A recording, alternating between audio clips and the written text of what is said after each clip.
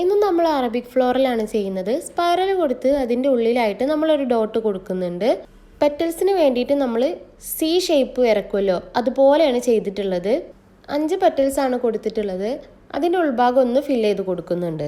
അടുത്ത സെറ്റ് പെറ്റലിന് വേണ്ടിയിട്ട് നമ്മൾ വീണ്ടും ഔട്ട്ലൈന് കൊടുത്തിട്ട് സി വരച്ച് കൊടുക്കുന്നുണ്ട്. ഒന്നും കൂടി പുറത്തുകൂടെ നമ്മൾ ഔട്ട്ലൈന് കൊടുത്തിട്ട് ആ ഭാഗമാണ് നമ്മൾ ഫില്ല് ചെയ്ത് കൊടുക്കുന്നത്.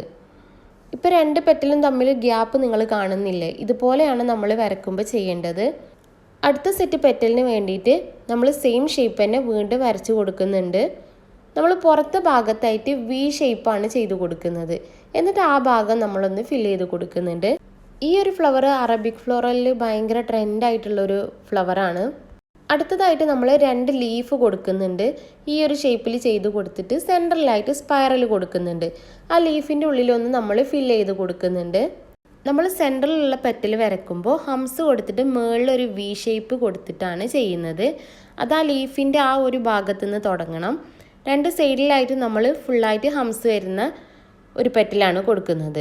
ഉള്ളിലായിട്ട് നമ്മൾ മുഴുവനായിട്ടും കവർ ചെയ്യുന്ന രീതിയിലാണ് ലൈനായിട്ട് ഷെയ്ഡ് ചെയ്ത് കൊടുക്കുന്നത്. പെറ്റൽസിൻ്റെ പുറത്തുള്ള ഭാഗം ഒന്ന് നമ്മൾ തിക്ക് ചെയ്ത് കൊടുക്കുന്നുണ്ട്. അപ്പോൾ ഈ ഒരു ഡിസൈൻ കംപ്ലീറ്റ് ആയിട്ടുണ്ട്. അപ്പോൾ വീഡിയോ ഇഷ്ടമായിട്ടുണ്ടെങ്കിൽ പറയാം കേട്ടോ.